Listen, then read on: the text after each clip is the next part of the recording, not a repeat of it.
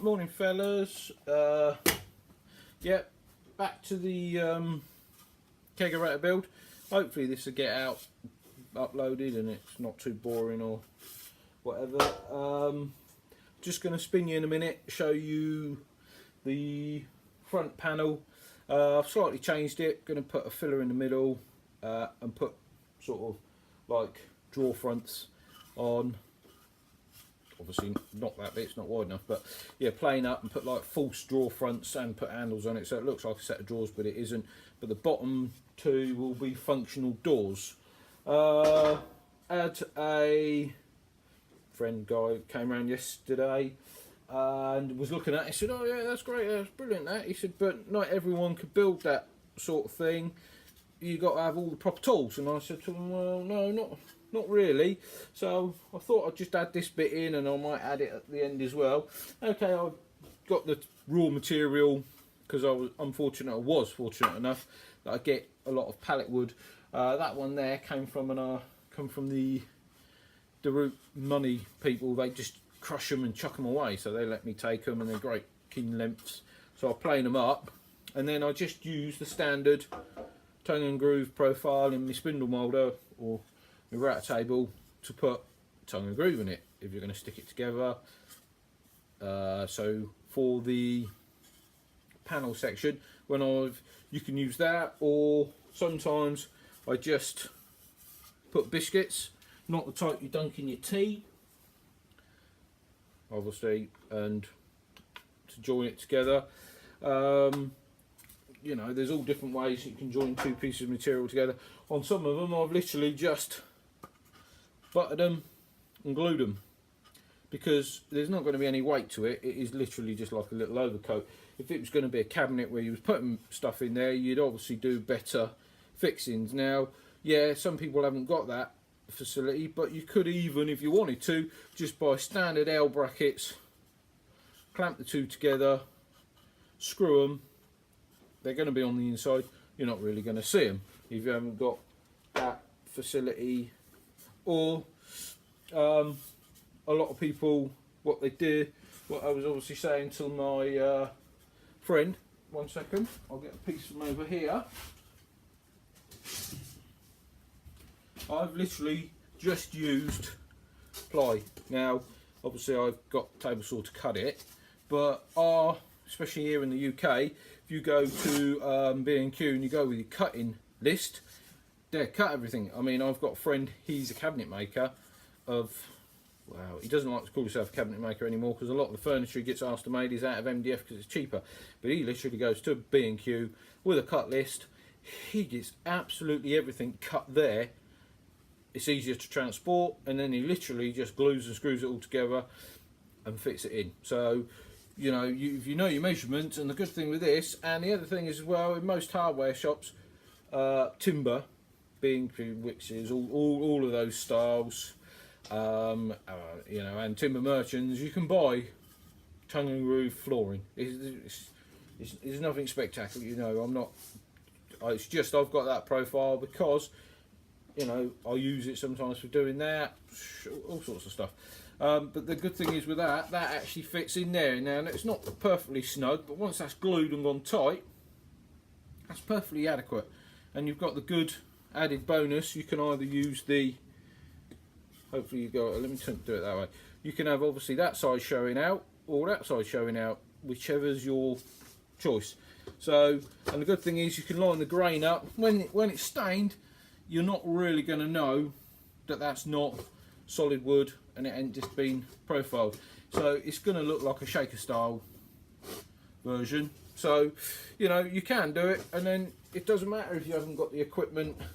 You can, obviously it'll take a little bit longer, but you can use a handsaw, chisel, or even a little circular saw.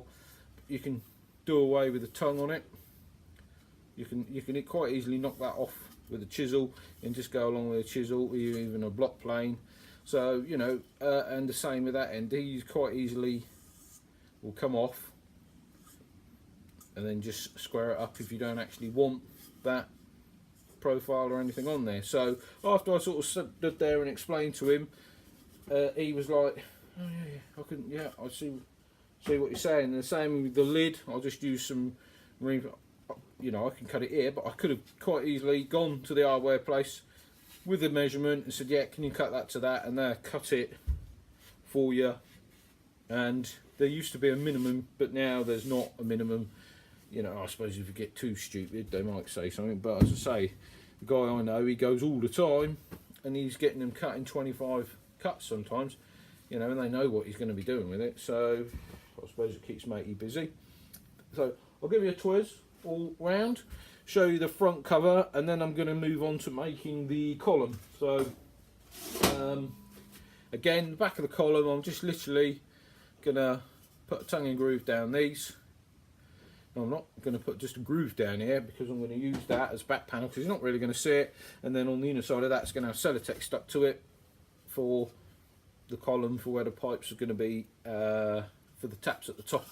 It's going to have obviously a front on it with me holes in for my taps, and then it's going to have a lid, but the lid's going to come over the top of the tap handles because I have 3 cats in the house and I don't want to come one morning and find one of the girls have jumped on the tap handle, turned the beer on, and it's all over the floor, and then I've got 3 drunk cats in the house.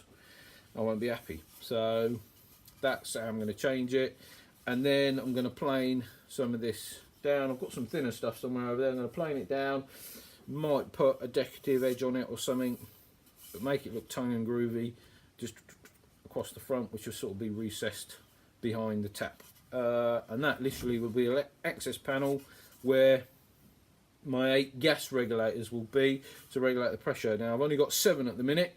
I'm waiting for some more to come, whether they come in time or not, but I can put the 7 up and just put a blank in the end of one. Stop waffling, Mick, let's turn round and get on from there.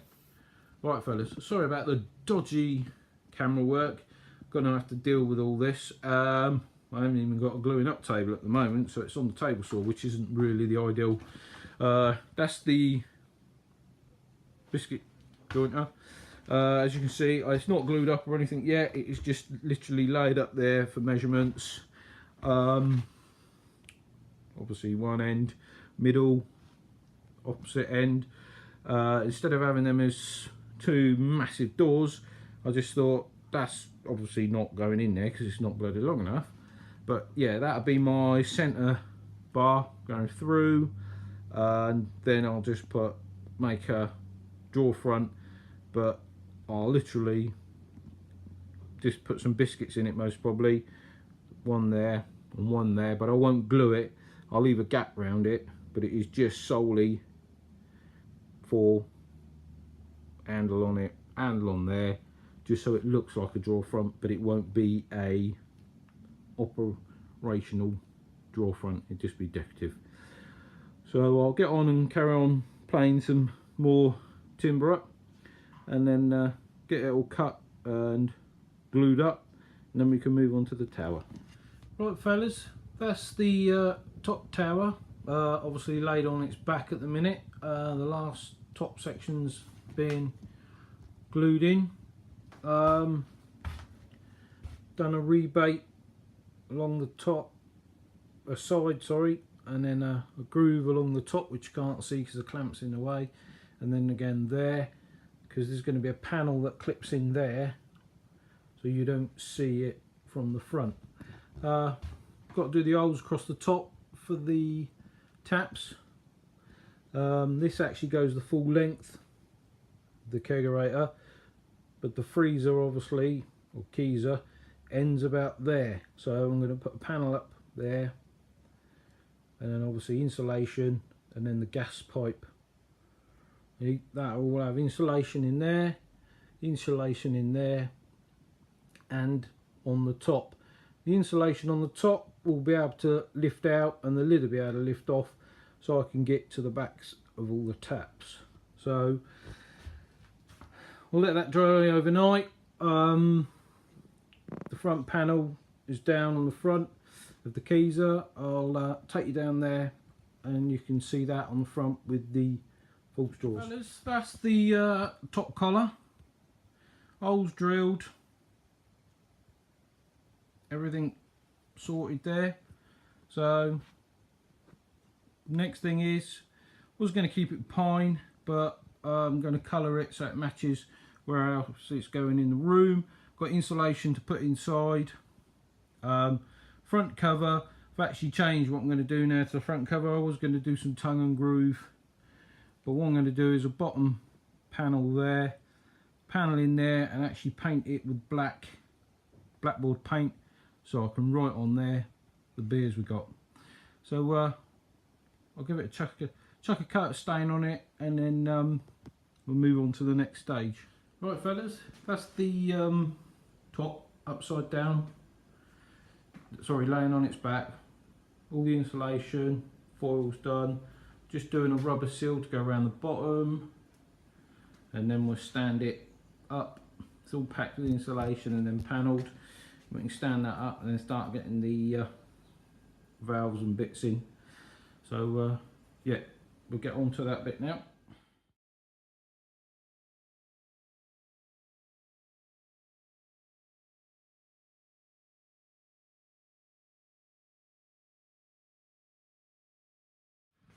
Right fellas, just starting to do the piping up. I'm one regulator short, which should be coming, but that's the spaghetti of gas pipes at the moment in there, all going to individual gauge, yeah, not gauges, valves, and obviously then there's the tank and the pipe there just coming through a cable gland there. It's got a loop in there because this actually tilts backwards and forwards to allow me to put the lid on. You can see there's a little joint there for a biscuit joint, so that tilts back and allows me to slot my top in. Got a false top that goes in here, sits on there and obviously blocks that in up to there, and then there's the lid that goes on the top of that. Right fellas, a little bit of stain on, false handles, one door there, the other door's there, stain up, fit them up, all chalked up, beer's now flowing. 2 empty taps at the minute, soon to sort it out. False top covering the tap handles. Like I say, I've got cats, don't want them turning it on and getting drunk. I'll get on and fit the 2 doors. Going to change that to a different STC. Just a vent to do on the side. Give you a look at the side. Hopefully you can see that, a bit dark in here. We apologise, turn the light on, see if it makes any difference. All stained up. Full skirting got to do around the bottom. The top comes off so you can actually see the top of the taps. Or the middle panel comes out. It's hinged. Don't know if you can see that on the back. So that goes back, false panel comes off, lid comes off, second lid comes out, you can see the kegs. So I'll do the doors, then maybe give a run through of how you open it.